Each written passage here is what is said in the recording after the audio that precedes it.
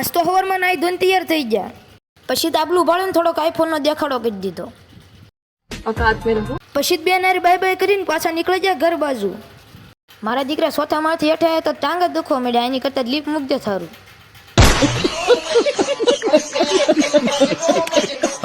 પછી તો રસ્તામાં મૂકી કુટીના બાગડતી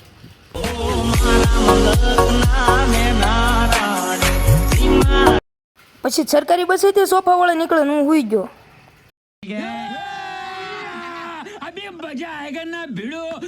પછી એક લેવલની ફટકી મારી તા પૂજી ગયા પાછા ગરડા. પછી તો લઈ લીધી બસની ટિકિટ પણ ન મળી બાજુવાળી સીટ. એક લેવલની ફટકી મારી ત્યાં આવી ગયું માંડવધાર અને આયા તો 50 કરોડની મ્યા ચાલતી હતી.